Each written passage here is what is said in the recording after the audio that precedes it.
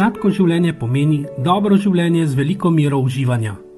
Komu takšno življenje ne bi ustrezalo? Lahko pa se sladko življenje kaj hitro spremeni, tudi čez noč, v življenje s sladkorno boleznijo.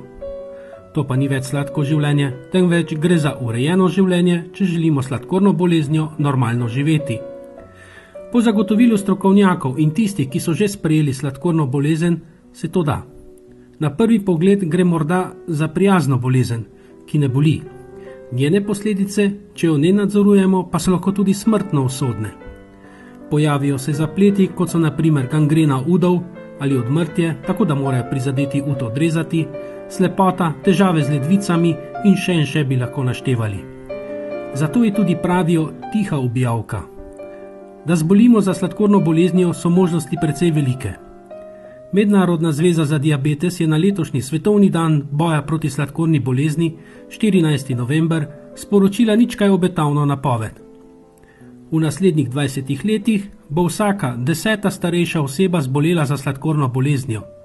Do leta 2030 naj bi imelo diabetes, kot stujko imenujejo sladkorno bolezen, že kar 552 milijonov ljudi. To bo posledica staranja in demografskih sprememb. Pričakujejo, da se bo število obolelih v Afriki povečalo za 90%. Tako bo črna celina dobila poleg infekcijskih bolezni še to. Po podatkih Svetovne zdravstvene organizacije ima danes diabetes okoli 346 milijonov ljudi, od tega jih več kot 80% živi v razvitih državah. Zaradi zapletov, ki jih povzroča sladkorna bolezen, pa se bo to število umrlih do leta 2030 podvojilo. Da ne bi bili preveč črnogledi v prihodnosti in da bi morda skušali ta tok obrniti, pa velja zelo pozorno prisluhniti strokovnjakom oziroma strokovnjakinjam, edukatoricam, ki nam lahko že sedaj, ko še nimamo te bolezni, svetujejo, kaj vse moramo narediti, da se jim morda izognemo oziroma zmanjšamo možnosti, da bi za njo zboleli. V zdravstvenem domu Ljubljana, ki ima v prestolnici razporjenih več domov, so se na dan boja proti sladkorni bolezni odlično pripravili. V posamezni enoti zdravstvenega doma so profesorice zdravstvene vzgoje, diplomirane medicinske sestre, edukatorice pripravile kotičke, kjer so obiskovalcem razložile vse o prehrani, morebitnih zapletih sladkorno boleznijo, ter jim za nameček še izmerile krvni sladkor in krvni tlak. Letos je preventivna akcija potekala v zdravstvenih domovih. Lani pa so se odločili, da se bodo preselili na višjo točko. Lansko leto smo sicer obeležili tako, da smo samo naredili te kotičke, nismo bile prisotne tukaj, vendar smo se pa v nedeljo smo se dobili na Šmarni gori in smo na Šmarni gori merili vsem, ki so prišli na Šmarno goro, krvni sladkor in pritisk, kdo si zaželel. Moram reči, da je bil odziv zelo v redu. Je bilo kar veliko ljudi, zanimali jih je in smo bile zadovoljne. Seveda nas je zanimalo, kaj so potem pripravili letos v zdravstvenem domu Moste. Pripravili smo kotiček nekako, da obeležimo samo sladkorno bolezen, potem pregled, kako poteka, kakšen je pregled ta kronični zaplet v nogah, potem prehrana, zdrava uravnotežena prehrana, merimo pa tudi krvni sladkor in pritisk vsem, ne samo sladkornim bolnikom, vsem, ki pridejo v zdravstveni dom Moste. Ali povemo o diabetični nogi, kaj to sploh je diabetična noga, kakšni so zapleti, tako da jih na kratko seznanimo, dobijo lahko tudi literaturo. Potem, glede na našo stisko prostorno, imamo zraven sestro, ki meri krvni sladkor in tudi krvni tlak. Vse je brezplačno, vse je brezplačno. modra barva je znak teh vseh bolnikov sladkornih, a ne? Pot nas je iz zdravstvenega doma Moste vodila v zdravstveni dom Center. Tudi tu je bilo v avli zelo živahno. V današnjem dnevu smo pripravili merjenje krvnega sladkorja, svetovanje pacientom, kako naj si izberejo pravilno živilo, da ga bodo lahko uvrstili ali v živilo, ki ga uporabljamo lahko vsakodnevno, ali v živilo, ki ga uporabljamo 2-krat na teden, ali v živilo, ki ga uporabljamo zelo, zelo poredko, ker nam to močno dvigne krvni sladkor. Potem svetovanje glede nege nog, zobozdravstveno varstvo bo prišlo malo kasneje, ob 12. uri nas bo obiskala višja dentistka, ki bo govorila o preventivi v zobni, to se reče preventivi, da ne bi prišlo do zobne gnilobe, da kako očuvamo, ker zobni aparat je tisti, ki če dobro prežvečemo hrano, nam tudi veliko pomeni, ker potem lahko mi to hrano dobro izkoristimo in nam pripomore k boljšemu zdravju. Važno je tudi dovolj telesne aktivnosti, tako da pacientom tudi zmerimo krvni tlak, krvni sladkor, kar je vse najbolj veseli, to imamo največ obiska na temu, vedno, pa svetovanje se pravi o zdravi prehrani in pa o dejavnikih tveganja. V pogovoru se nismo mogli izogniti tudi tako imenovanim referenčnim ambulantam in vlogi edukatoric.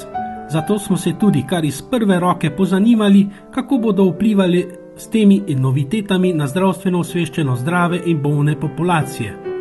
Določene neposredno, ker smo recimo, jaz sem v vlogi referenčne sestre in edukatorice v zdravstvenem domu, kolegice, ki so pa samo v referenčni ambulanti, pa z njimi bomo pa posredno sodelovali, kot vzajemno pomoč, edukacija pacienta, tam, kjer bo tam sestram primanjkovalo tistega znanja oziroma mogoče širine, ki jo sladkorni bolniki potrebujejo za svojo osveščenost, da dobro vodijo svojo sladkorno bolezen, takrat nam bo prišlo, bomo medsebojno sodelovali, tudi tako, da recimo, ko paciente iz sladkorne ambulante pošljemo v referenčno ambulanto nazaj, da ga vodi osebni zdravnik, bomo poslali tudi tej sestri izvid, da bo vedela, kateri pacient bo prišel in ga bo ona lahko potem vodila po istih pravilih, če tako rečem, kot se vodi v sladkorni ambulanti. Seveda se nismo mogli izogniti tudi vprašanju, kakšne so prve izkušnje. Dobre. Sploh ljudje so zadovoljni, ker kličemo mlajše, ker začnemo preventivno dejavnost, presejalni test zgodaj. To se reče ne takrat, ko se že začne eno obolenje, ampak prej.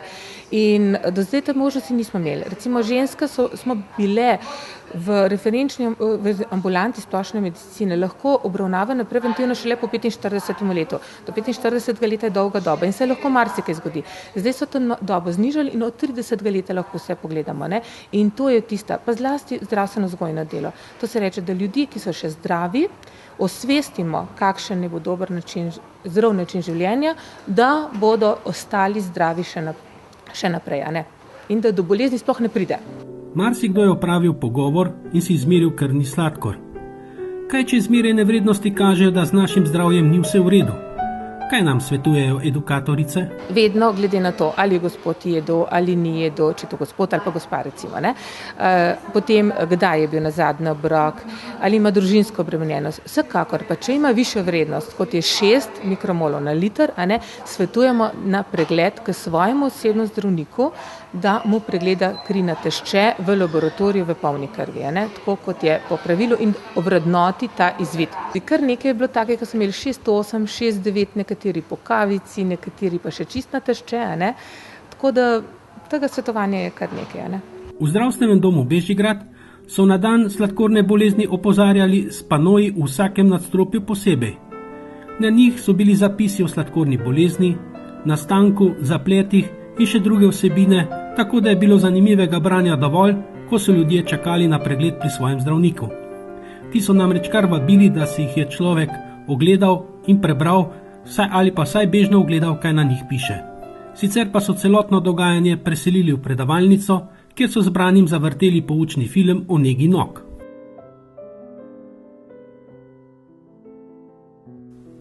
Med tistimi, ki so se prišli pozanimati o sladkorni bolezni, je bilo tudi nekaj mladih. Kaj so ti izvedeli? Gledali smo v bistvu, kako negujemo noge, kako za nevarnost dobimo opozorilo. Opisovali smo malo filmčke, so nam pokazali. V bistvu na delavnici tudi različne prospekte so ponudili, izmerili jim bojo sladkor, če je povišen, znižen, v glavnem povedali, katere so norme za to. Imajo tudi delavnico o prehrani različno, kako se morajo čuvati, kaj morajo jesti, kako se morajo tudi do nog obnašati, kakšna je higiena, v glavnem vse povejo o temu. Kažem, tole imaš toliko kroga. Obiskovalci so z veliko pozornostjo prisluhnili razlagi o zdravi prehrani. Ni pa namenjen temu, da bo gor, ne vem, še malo makarončkov ali pa ne vem, recimo testenine, riža, se pravi. Kaj jim je svetovala? V bistvu jaz imam kotiček same zdrave prehrane. Zdrava prehrana je zelo pomembna in za tako za bolane ljudi kot za zdrave.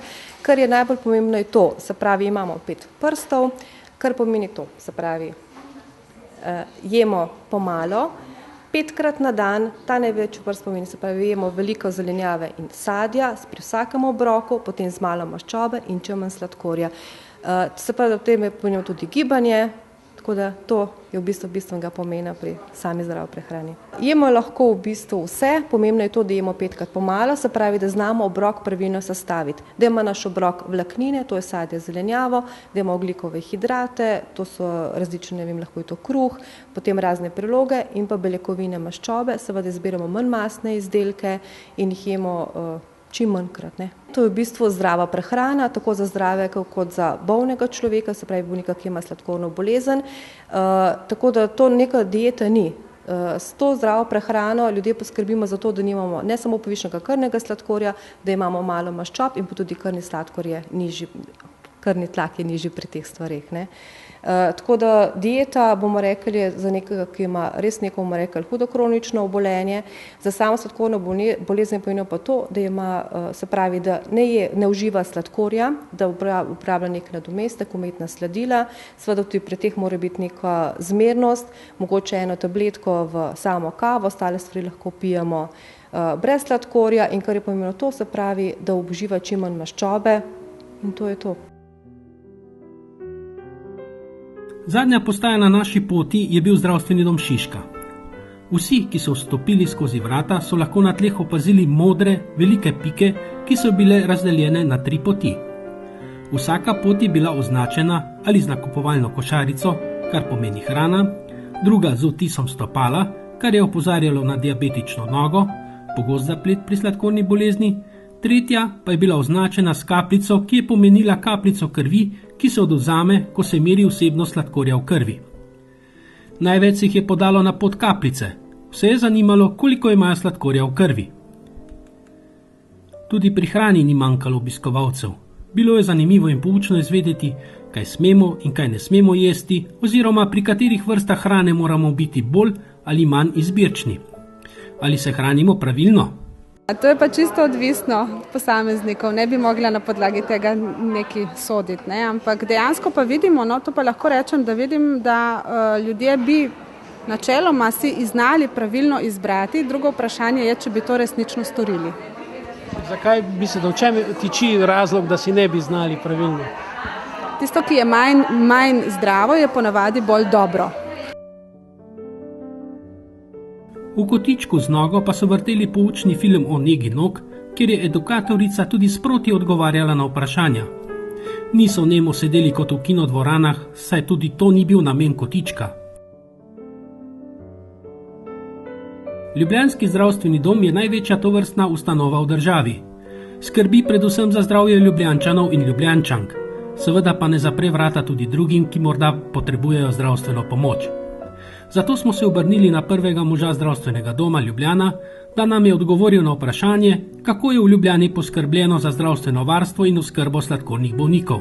Torej v zdravstvenem domu Ljubljana se prav v vseh enotah trudimo, da je za sladkorne bolnike, predvsem iz območja mestne občine Ljubljana, moramo reči tudi šire, dovolj dobro poskrbljeno. Za naše bolnike torej skrbijo edukatorice oziroma profesorice zdravstvene vzgoje, zdravniki, diplomirane medicinske sestre, srednje medicinske sestre in pa seveda tehniki oziroma laboranti, ki sestavljajo del ekipe, ki skrbi za sladkorne bolnike. Letos smo se odločili v zdravstvenem domu Ljubljana enota Šiška organizirati svetovni dan oziroma obeležje svetovnega dne sladkorne bolezni.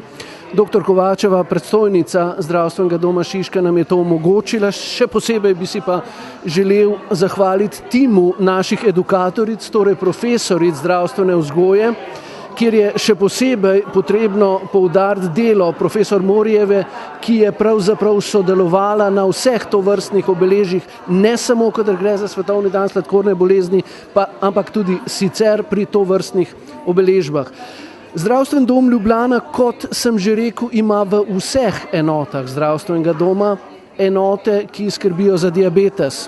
Tako, da imamo pravzaprav razdeljen pristop na 3 osnovne dele, torej najprej preventivo ali primaren del, druga stopna, v katero pravzaprav vlagamo izjemno veliko pozornosti, pa tudi sicer je del, kjer poskušamo preprečevati, in tretji, ki mu pravimo terciarni del, skrbi ali nege za bolnika, pa je tisti, kjer želimo preprečevati in usmerimo bolnika na drugo raven, torej k zdravniku specialistu.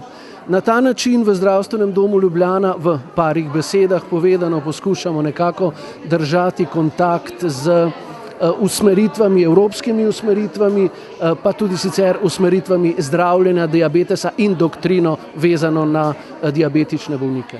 Tudi v Zdravstvenem domu Ljubljana se uveljavljajo referenčne ambulante. Zato nas je zanimalo, če bodo te kaj vplivale na boljšo ali slabšo oskrbo sladkornih bolnikov. Če je sprememba, potem je sprememba na boljše.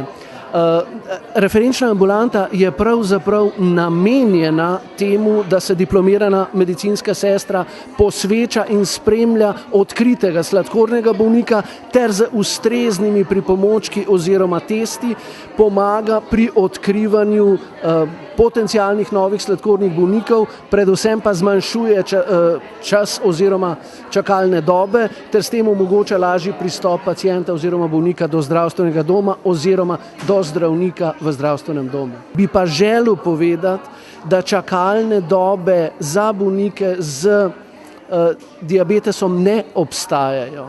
Imamo pregled torej nad vsemi bolniki, tako da v dogovoru z vsemi predstojniki enot na nek način poskušamo preusmerjati, vkolikor bi bila v določeni enoti zdravstvenega doma prevelika obremenitev sladkornih bolnikov.